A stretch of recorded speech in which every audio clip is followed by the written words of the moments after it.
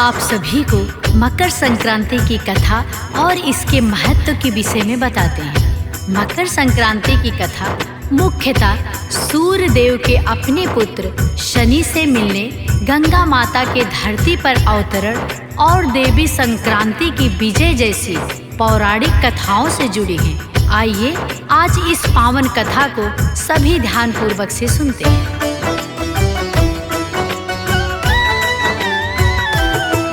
गंगा स्नान से इस दिन सारे दुख मिट जाते हैं। हाँ, दुख मिट जाते हैं। हम मकर संक्रांति के आवो तुमको कथा सुनाते हैं। हाँ, कथा सुनाते हैं। गंगा स्नान से इस दिन सारे दुख मिट जाते हैं। हाँ, दुख मिट जाते हैं। हम मकर संक्रांति के आवो तुमको कथा सुनाते हैं। हाँ, कथा सुनाते हैं।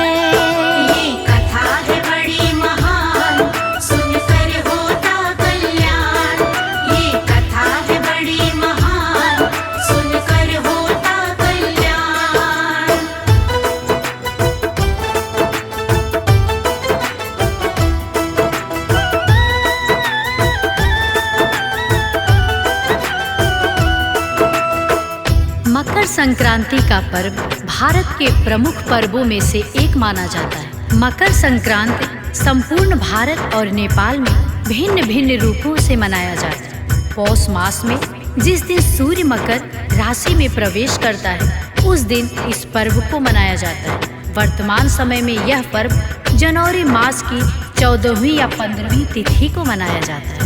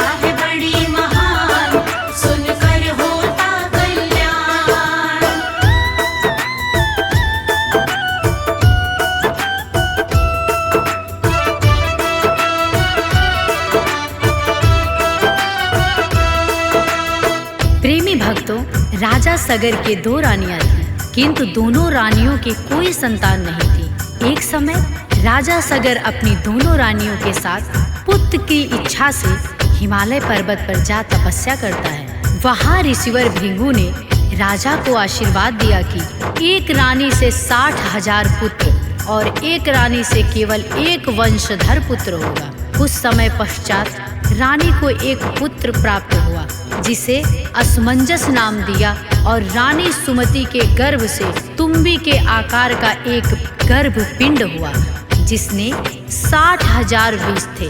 आगे चलकर यही 60,000 पुत्र हुए।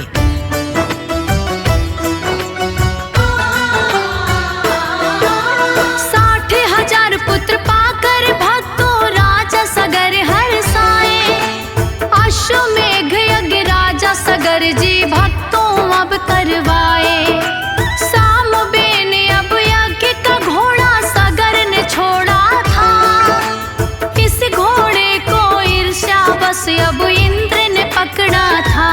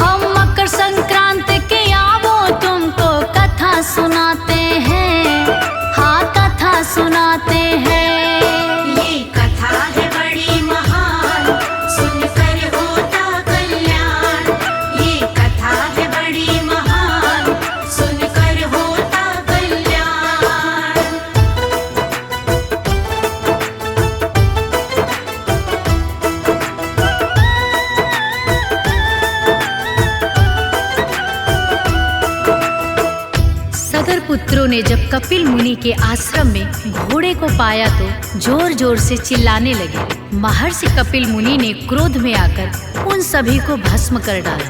राजा सगर का दूसरा पुत्र, जिसका नाम असमंजस था, और असमंजस का पुत्र अंशुमान था। अंशुमान ने कपिल मुनि से जाकर क्षमा प्रार्थना की। तब कपिल मुनि ने इनकी मुक्ति का हल बतलाया कि यदि स्वर्ग से गंगा धरती पर आ जाए तब इनका उद्धार हो पाएगा। अंशुमान ने राजा सगर को आकर सारी बात बताई।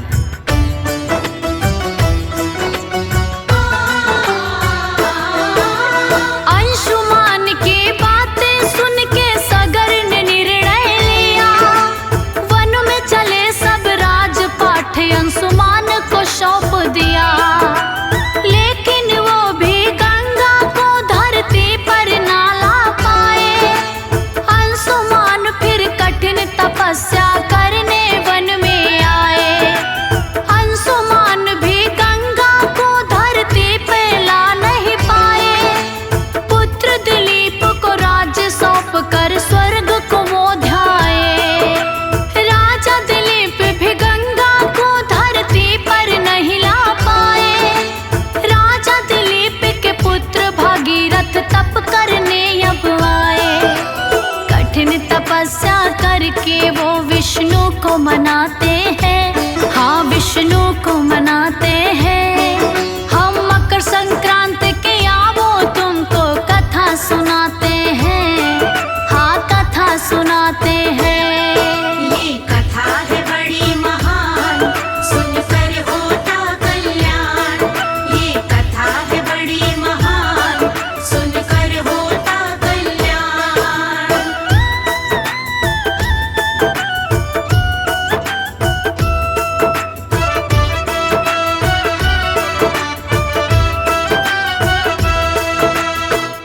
भागीरथ ने तपस्या करके गंगा माता के लिए विष्णु जी को प्रसन्न कर लिया था, लेकिन गंगा का वास तो ब्रह्मा जी के कमंडल में था। इसीलिए भागीरथ ने अपनी तपस्या से ब्रह्मा जी को भी प्रसन्न कर लिया। ब्रह्मा जी कहते हैं, हे भागीरथ, तुम गंगा को धरती पर ले तो जाओगे, लेकिन गंगा के वेग को धरती सहन नहीं कर पाएगी। इसीलिए तुम्हें भोलेनाथ को भी प्रसन्न करना होगा।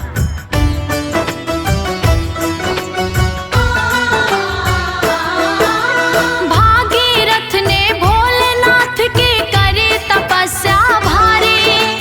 इसकी तपस्या से खुश हो जाते हैं डमरूधारी।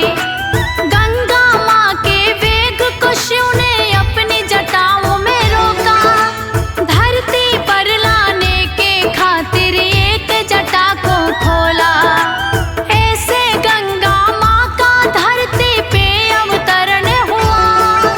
धरा पे आई गंगा भागीरथ के कारण हुआ।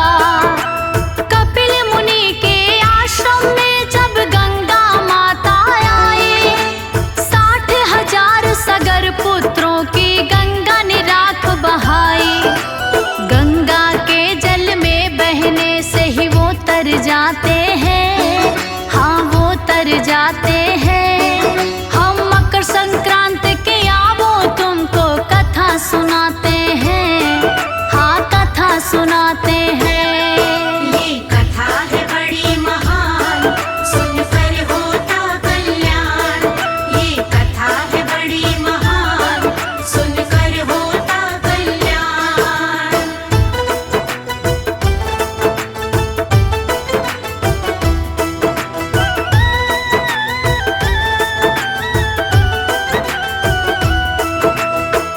भक्तों, ऐसा बतलाया जाता है, जब गंगा माता गंगोत्री प्रयागराज होते हुए कपिल मुनि के आश्रम में आई और 60,000 सगर के पुत्रों का उद्धार किया, वो मकर संक्रांति का ही पावन दिन था।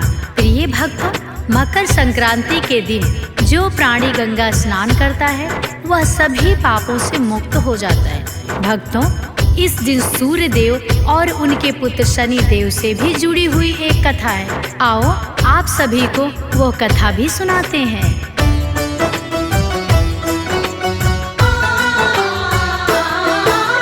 विश्वकर्मा की एक थी कन्या जिसका संज्ञा नाम।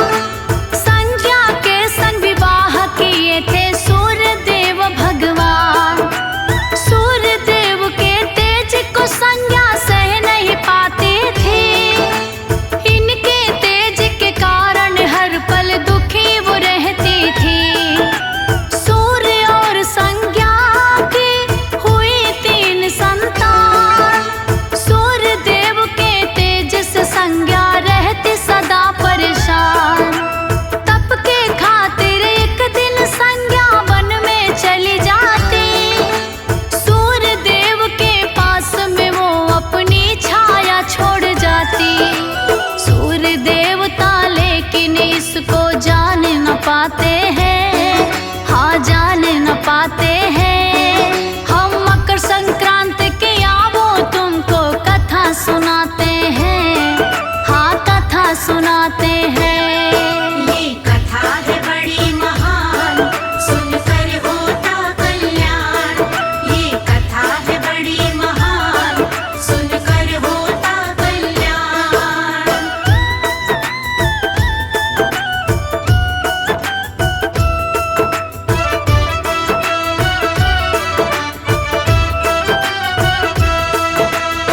सूर्य देवता छाया को ही अपनी पत्नी संज्ञा जान रहे थे, लेकिन सूर्यदेव को छाया से जब संतान की प्राप्ति होती है तो उसका रंग सूर्यदेव की तरह तेजवान ना होकर बिल्कुल ही काला था। एक दिन जब सूर्यदेव अपने पुत्र को देखने आते हैं तो पुत्र शनि के काले रंग को देखकर हैरान हो जाते हैं कि ये तो मेरा पुत्र हो ही नहीं सकता। वह छाया को बुरा भला कहते हैं और शनि को भी अपना पुत्र मानने से इनकार कर देते हैं।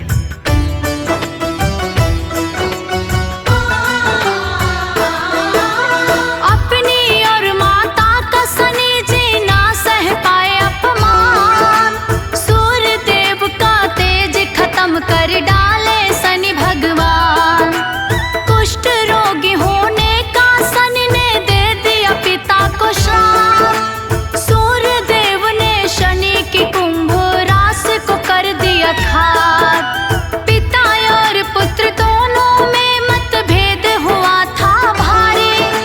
मध्यस्था करवाने के लिए आए डमरूधारी। सूर्यदेव को समझाते हैं शिव शंकर भगवान। अपने पुत्र शनि का तुमने गलत किया अपमान। शनि देवता को भी शिव शंकर समझाते हैं, हाँ शिव समझाते हैं। हम मकर संक्रांति की आवो तुमको कथा सुनाते हैं, हाँ कथा सुनाते हैं। ये कथा है बड़ी महान, सुनकर होता कल्याण। ये कथा है बड़ी महान, सुनकर होता कल्याण।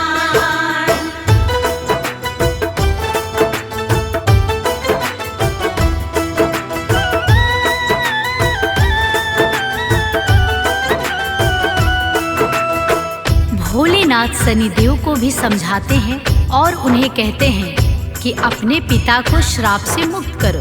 भोलेनाथ के समझाने पर शनिदेव सूर्यदेव का तेज लौटाते हैं और उन्हें श्राप से मुक्त करते हैं। भोलेनाथ से समझाने पर जब सूर्यदेव शनि के घर जाते हैं तो शनिदेव जले हुए तिलों से अपने पिता सूर्यदेव का स्वागत करते हैं।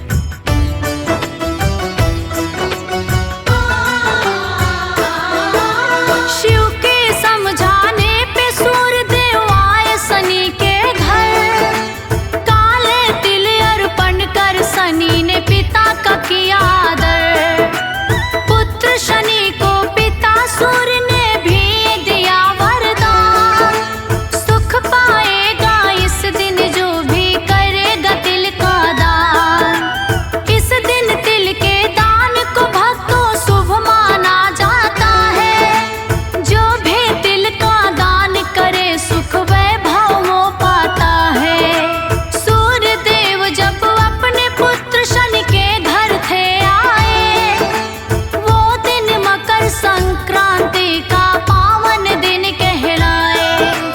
हंसी खुशी के साथ सभी ये पर्व मनाते हैं, हाँ पर्व मनाते हैं। हम मकर संक्रांति की आवो तुमको कथा सुनाते हैं, हाँ कथा सुनाते हैं। ये कथा है बड़ी महान, सुनकर होता कल्याण। ये कथा है बड़ी महान, सुनकर होता कल्याण।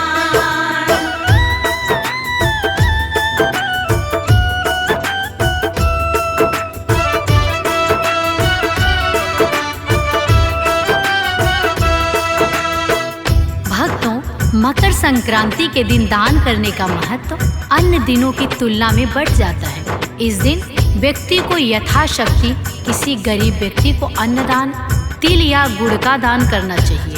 धर्म शास्त्रों के अनुसार कोई भी धर्म कार्य तभी फल देता है जब वह पूर्ण आस्था और विश्वास के साथ किया जाता है। जितना सहजता से दान कर सकते हैं उतना दान अवश्य करना चाहिए।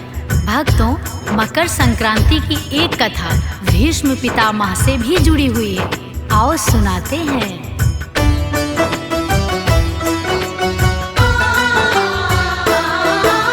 भीष्म पितामह ने इच्छा मृत्यु का वर था पाया।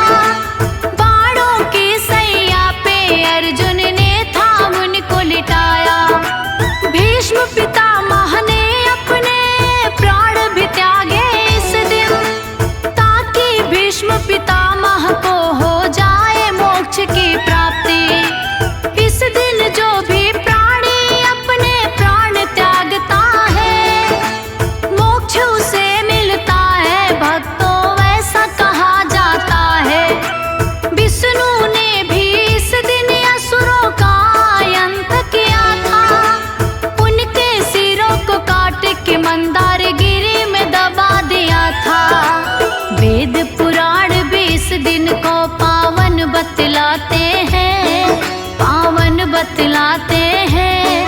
हम मकर संक्रांति के आवो तुमको कथा सुनाते हैं, हाँ कथा सुनाते हैं। ये कथा है बड़ी महान, सुनकर होता कल्याण। ये कथा है बड़ी महान, सुनकर होता कल्याण।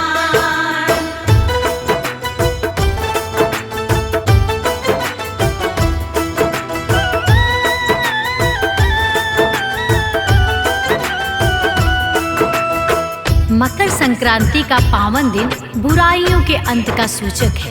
भक्तों, एक मान्यता और है कि इस दिन बाबा गोरखनाथ ने खिचड़ी बांटना प्रारंभ किया था। भक्तों, शिव पुराण में बताया गया है कि जो प्राणी इस दिन नए वस्त्र का दान करता है, घी का दान करता है, वह कभी किसी प्रकार की बीमारी से ग्रस्त नहीं होता। वह सदा सेहतमंद रहता है।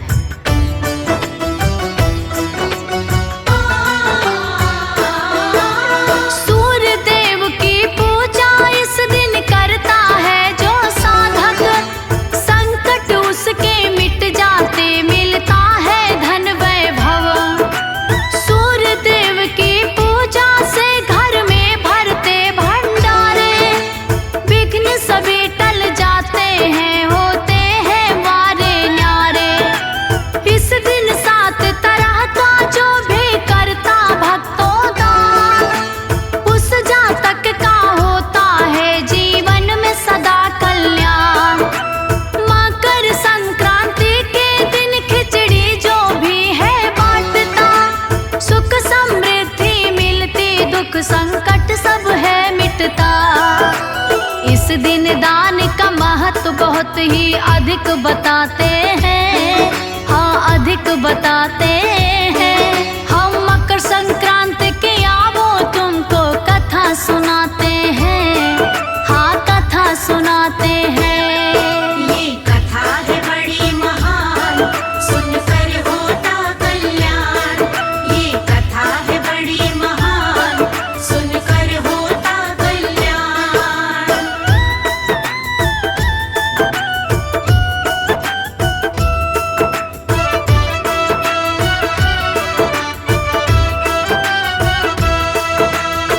मकर संक्रांति का पर्व सनातन संस्कृति का एक अत्यंत पावन और शुभ पर्व माना जाता है, जो प्रकृति, सूर्य उपासना और मन जीवन के बीच संतुलन को प्रदर्शित करता है। शास्त्रों के अनुसार मकर संक्रांति के दिन इस अवधि में किया गया गंगा स्नान और पूजा कई गुना फलदायक होता है।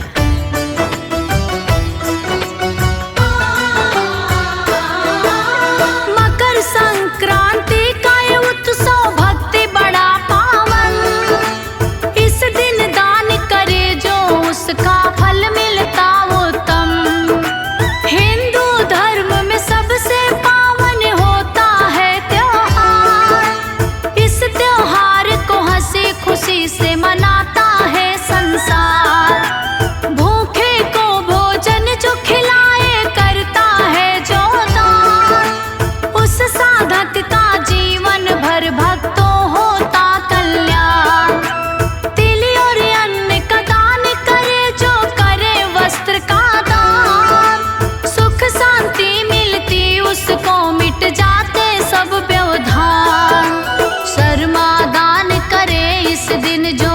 मुझको पाते